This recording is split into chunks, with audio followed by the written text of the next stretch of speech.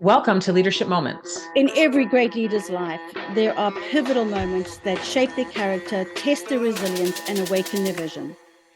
Together, we'll uncover the invaluable lessons hidden within these transformative moments. So today we have a fantastic essential session with Sireesha on the topic of always be learning. Sireesha Mandava is the CIO at Green Path Financial Wellness. It's a national nonprofit focused on helping people lead financially healthy lives. She's a passionate individual around using technology for business innovation and actively utilizes her over 2 decades of experience, energy, and enthusiasm to bring new solutions to hard problems. She's leading business transformation efforts using technology to improve client, partner, and employee experience at Green Path. And prior to that, she was an entrepreneur who founded and grew a software startup within an international company she was managing for IT for. Outside of that, something I really love about Sireesha is she and her husband run a nonprofit to serve underprivileged children in India and in the local Michigan community. She mentors young technology professionals as well as high school students for college prep and career choices. You know, Sireesha, we've had some really interesting dialogue around how you've spent your whole career learning and taking advantage of opportunities that have come your way. And I'd love you to just talk a little bit more about that. Yeah, learning has been there right from the beginning. And actually, it was part of my upbringing too. My aunt told me that knowledge and education is a treasure that nobody can rob from you. So that was a very good advice I had when I was a child, and I continue to hold it and want to learn as I go because there's just plenty to learn in the world. But the thing is, I also found that unlearning some of the biases or assumptions that I had was also very important to, as a stepping stone to real good learning and expanded learning. And I can say that the one time that I really had to make myself go through unlearning was I first moved to the United States. So I had a job and I had to come here, and I have to say I had to unlearn my pronunciations. The British English versus American English. Yes. I had to learn metaphors. I had to learn what a ballpark is. A ballpark. I had no idea. We never used that when I was working in India. A lot of metaphoric language here. So I really, that was an excellent experience because I felt like I had to, like, there are these neurons in my brain that didn't connect. And I had to force them to connect by, like, intentionally, like, unconnecting the previously made assumptions and stuff. So that was an excellent learning experience. I had to have the right attitude about it. So that I would like highlight as my one of the experiences that I would remember. The other one that comes to my mind is my MBA. So I feel like I did my MBA at the right time. So this was, way back, a couple decades ago that I enrolled in my MBA. But I was just getting into a leadership role and a manager role. I was one of those tech people who's like, oh, let me just do my tech thing. And I did not want to be bothered about leading people. But it was just the right time. I had an opportunity that I grabbed where my work, the company that I worked for sponsored. And then I had one of the best schools in my backyard here in Michigan. So I applied only to that school. I went there and I felt like it accelerated my career by 10 years. I felt like I gained the knowledge that I would gain in 10 years of leadership and management experience by going through my MBA program. So much to learn from the professors and from my fellow classmates. And that was my highlight of my learning experiences in my career. You know, it's really interesting. I think there's a couple of things that you said that are pretty profound. And I know I can certainly, it certainly resonates with me. Unlearning. Culturally, we don't realize when you go into new countries, you know, no matter what age you are, there's a lot to learn and there's a lot to unlearn, to your point. Yes. Right. I mean, I would even say, you know, for our audience out there, you may not think about it, but I know I have. When I go to different parts of the country, United States of America, yes, I feel like I'm actually in different continents as well. You know, because every single state has their own laws and bylaws and traffic rules and all that kind of thing. And, you know, I think what you're saying, though, is pretty profound, because you have to be adaptable. You have to be willing to do that, you know. The MBA piece is interesting, too, because your point is at the right time. Exactly. It was just at the right time. I thought if it was a few more years later, I would have thought, oh, I know most of it, and I might not most of it, but some of it, and I wouldn't have been so engaged or, you know, think that it is enriching me as much as it did when I did it. Yeah. So, you know, I know that you are this insatiable learner. I call you a hungry learner. Mm-hmm. Can you just share with our audience, where does that come from, and why do you think as a leader that's important? Mm-hmm. Yeah, absolutely. I did mention about my upbringing. It's been in my head. I attribute a lot to that. Also, I do believe that learning never stops. Yep. Especially if you're in the tech world. Yeah. I remember when I started in technology, I was like, I'm going to learn everything about technology, right? I was like trying to keep up. Soon I figured like, there's no way. I have to pick a track and then learn that track. And even that is very difficult now. Like there's exponential change all the time in technology. All the time. Yeah. So I don't know how we would excel as technology leaders if we don't keep learning and have a humble attitude about that. Yeah. You know, so that's definitely the field that we are in is one that really motivates me to continue to learn. And the other I would say is an excellent advice I got from one of my MBA professors. He encouraged us to just go and read about topics outside of our profession. So he specifically said, hey, if you're sitting in the dentist's office and, you know, don't scroll through your phone and try to like catch up on work. Pick up a magazine, something, you know, something that's not about your profession. Like, you know, whether it's art or whether it is, you know, science or medical field, whatever, like pick up something and read it.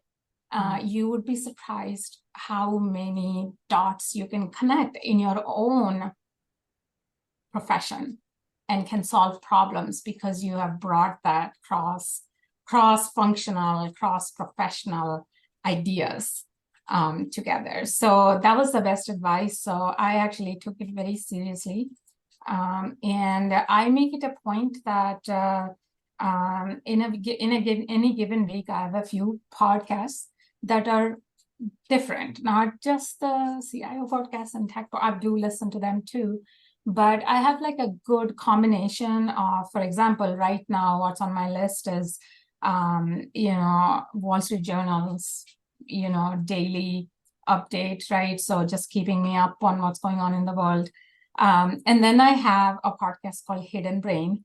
It's completely about behavioral science. And I love that podcast. So that one. And then I have a more spiritual podcast that I have a list of them. Even within that, I have podcasts that reach the mind, and not just the soul, but like actually where we can ask the hard questions of faith and other things. So I diversify what I learn. And that has helped tremendously in, just doing my own job better, helping my team better. Yeah. It's the diversification of the thinking and the connections and the creativity. And I couldn't agree with you more. And I certainly think that's great advice for all of our listeners. Now I'm going to get into something that's a little bit harder. I call it the hard stuff. As leaders, we make mistakes, and I know we've had a lot of discussion around that. I think some of the harder mistakes and the hard times actually have more of a profound impact on us in our careers than, in fact, some of the successes. And I think we're aligned on that. So I would love you to share with our audience, what is that done for you and your career growth? Yeah, absolutely. So I've gotten some good advice from, again, one of the leadership podcasts I listen to. It's to use the difficulty, right? So we all make mistakes. We all have difficult times. I don't think there's anyone who has never, ever made a mistake or, never had a difficult situation at work. I think it's just not possible. So when we have that, what do we do about it? Is what makes us different and stronger, right? So I think the beauty of mistakes is that because we've done it and we have had the consequences, we are more careful next time, right? So it's like we try to tell our kids, like, I've made all the mistakes. I'm telling you this so you don't do them again. How many of them take that advice? Very few, right? But they actually do a mistake. They put their finger in the fire. Yeah. Guess what? They're never going to put it again, right? Similarly, I feel like every mistake I do that I realize what I have done is an opportunity to learn and get better.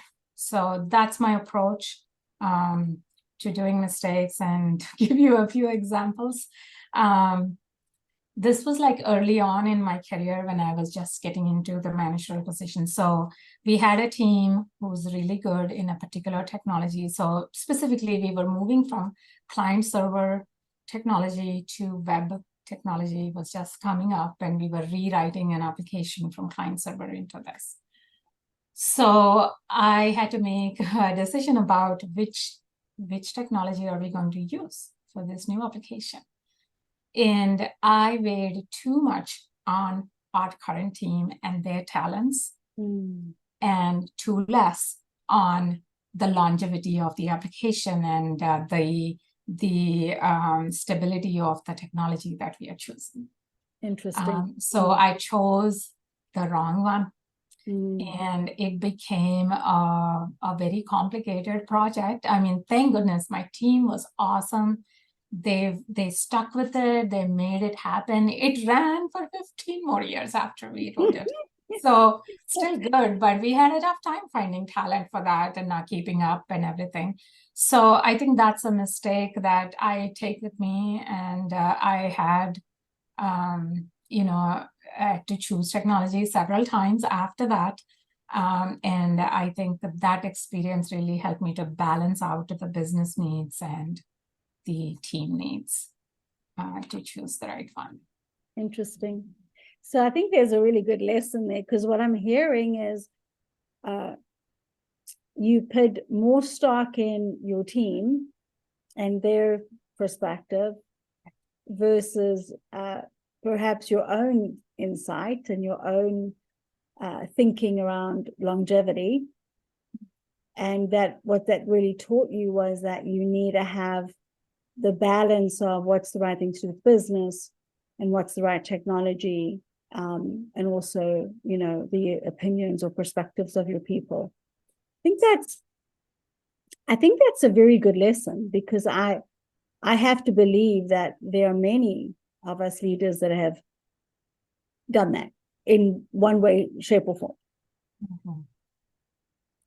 But what I really love about what you said, relative to even your kids, it is interesting how we do not forget the hard lessons. We may forget, you know, successes and accomplishments.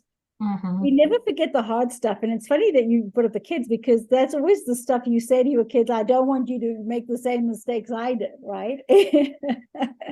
Rather than say, I want you to have the same success I have, you say, I don't want you to make the same mistakes I have. Because, yes, you know, it's hard. It is hard to make those mistakes, but you know, you have to make sure you don't repeat them. I think that's really the thing. So I know you've had some career changes, you know. I'd love to just hear from you and your perspective for our audience. You know, what have you learned from those career changes that you've made? Good question. It's a change, right? Yeah. I think every change gives us an opportunity again to sometimes unlearn, but also learn a lot of things that we didn't have to exercise or do. So I was in traditional IT management for a global company, and it was great. But there was a time where I'm like, I've done this a lot. Like I want to do something different. Challenge myself, and I was very fortunate that we had like an innovation program starting at that time. And I had pitched an idea and was given the opportunity to actually take the idea, run with it, and create a company within the company to run it. So that was my first experience to actually managing a business. Even though it's a software business, it's still a business which which needed all the things about the business, right? From sales, marketing, customer service, actually talking to the customers. As an IT leader, like most of our customers are internal, you're very familiar with them and everything, but that was a very big change in my career. Even though it's within the same company, it was a completely different role. I think the most I learned was through that experience of doing it all and learning everything. But I think the highlight, I would say, or the catalyst for my success is my one colleague. He was director of another business, and he was my cheerleader.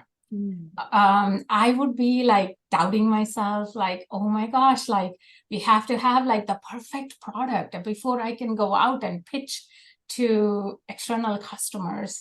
But he's like, you've already got it. You already got it, Sireesha. You can do it. You can do it. Go do pitch it. And he's the one who actually talked to one of my first customers, is like one of the biggest retailers in the world, maybe. He talked to them, and he actually got me a demo of the software to talk to them about it. And even I remember still to this day, like I was so nervous going into it, like first customer and the biggest, how am I going to do this? Yeah. But he he was there backing me up. We did it, and we actually signed the customer up for the software. Wow. And I could not believe it.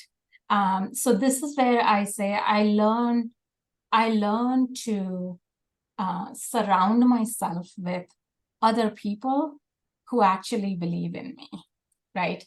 So he was pivotal for me to make that shift. And once I made that shift and I saw that, yep, I can do this, and then I was able to go on. So I'm still very grateful. I call him still my cheerleader. And what that taught me is how important it is to lift somebody up. Yes. Right? Because all of us have self-doubts, Yes. Especially when we are doing something new. On my team too, like, I love it when I get the opportunity to say, I know you can do it. Yes. Just do it, and just back them up. And when they do it, the smile on their face and how it kind of changes the trajectory of what they think they can do is just priceless. So that's my way of paying it forward for, what my cheerleader did for me. So that was, I love that. That's something that I learned, and I take it along with me throughout my career. Yeah, that's just fantastic. None of us, no matter who we are, get there on our own. Yes. And one thing I know about you, Sireesha, is you pay it forward. You do, and that's what good leaders do, is they pay it forward. Like you, Tracy, and I think I was so inspired by you, how you pay forward and you invest in others with such sincerity. So yeah, we're in good company. I feel like that's what we have to do. We owe it forward, because we didn't get here on our own. And I just love the way that you called him your cheerleader, because it's not that you couldn't do it, it's that you had someone on the sidelines cheering you on to do it.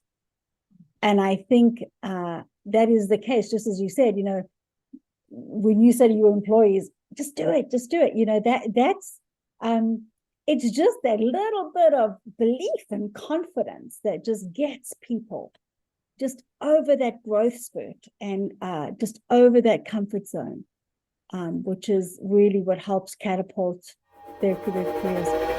So there goes that sound. So we're going to get to some fun questions here now. So are you ready for these questions? I think so. Let's go.